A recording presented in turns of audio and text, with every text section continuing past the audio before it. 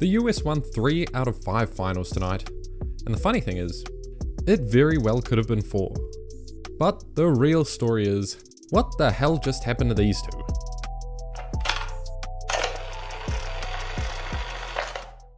So the 400 hurdles. You know, I've been calling this Femke-Sydney rivalry imaginary, mainly because they've only raced twice. But after today, it has an even deeper meaning, because Sydney isn't even on the same planet as these other girls. From the bend onwards, no one could match her. She was like a god running among ants, and finished in a world record of 50.37 seconds, slicing her own previous world record by 0.3 of a second. That's just plain old massive. But Cockrell was the surprise in silver, and Bowl fading to bronze. So yeah, McLaughlin is getting her flowers. She's great. I wish she'd race more. But what happened to Femke Bowl?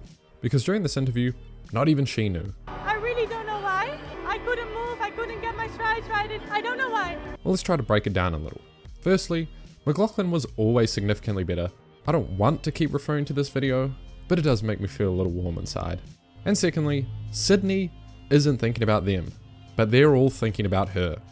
Sydney, as the massive favourite, has the advantage of being able to set the pace. Bowl instead is hyped up. You know, she ran some fantastic times, one slightly misleading. So part of her game plan is to stick to Sydney and see what she can do at the end. But obviously this ended in getting flustered, messing up a stride. She said she felt the lactic more than ever at 250 meters, and we could see it. Every time she runs fast, it's on her own, running her own race. Today, she set herself up for failure. She focused on Sydney's pace, and she paid for it. But then again, her worst race was an Olympic bronze, so not too bad, eh?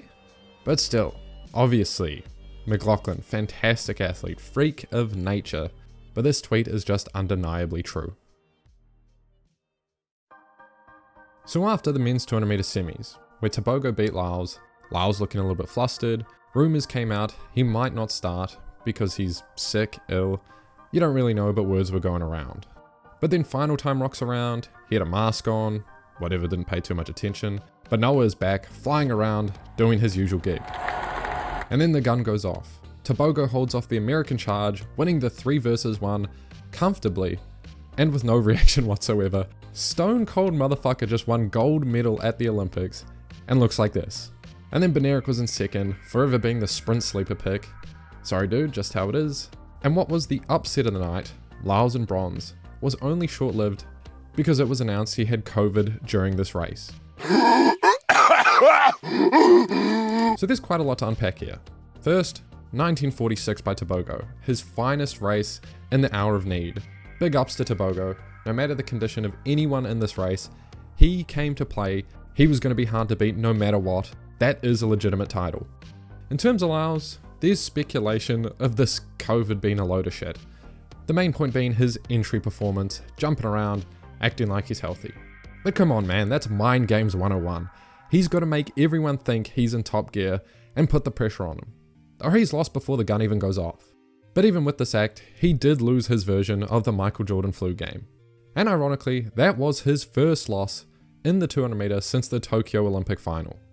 That's going to be a tough one to process. But I think it's safe to say we're in for something dangerous coming these next Diamond Leagues.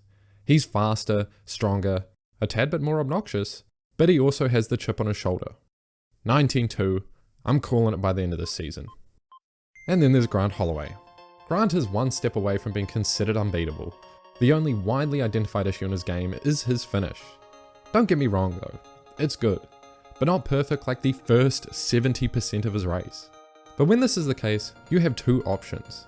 Work on your weakness, or double down and make your first half so disgustingly untouchable, no one's going to be there when you're at the finish. Well, we know what path he chose. First hurdle, he's already leading. Third hurdle, there's a gap. 6th hurdle, he's gone. They ain't catching him this time. And with that, he's won everything, 12.99 seconds. Roberts also showed up in second for the US 1 and 2, and Jamaica finally sneaking a sprint medal. Also, Holloway based as hell, hitting us with the crybaby celebration. And I get it man, Holloway's that guy you always expect to win, and then he does it once, and we all become crybabies. Yeah, his race plan isn't flawless, but I do think with how consistent he pumps out the best times, he is that guy to capitalize on the right day and will get that world record. That's not a hot take, it's just kind of fact. And I'm not gonna lie, since I saw some of the javelin qualifying, this event stepped the hell up. First watching India's defending Olympic champion, Neeraj Chopra, walk onto the track, round 1, throw 89 meters, a throw far enough to win last Olympics, then walk off the track and watch the rest of qualifying was slick as hell.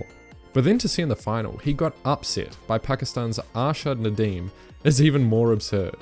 Nadeem went massive with a 92.97 throw, a throw now placing him 6th all time, but more impressively, it's a massive Olympic record. I don't know much about the javelin historically, besides a lot of tweaks to the implement in the 80s and 90s, don't fact check me, but 5th place this year would have taken gold in Tokyo. Also, I just want to appreciate Neeraj Chopra. Dude is the only thrower in this top 5 that doesn't have a personal best in the 90s, yet he is the most decorated out of all of them. Oh, and of course my long jump predictions almost came true. Mrs. Heehord Tara Davis Woodhall jumps for gold, the only woman over 7 meters. Mahambo in silver, while almost more impressively, Jasmine Moore came back for her 2nd bronze of the games, 3rd in the triple, and 3rd in the long. The US are always fierce at world champs and the Olympics, but up until this point in these games, they have been nothing short of dominant. They're winning medals where they shouldn't be, but still leaking a couple where they should. And New Zealand? Our final hope might just be Hamish Kerr. Godspeed, brother. Thanks for watching. See you after the men's high jump.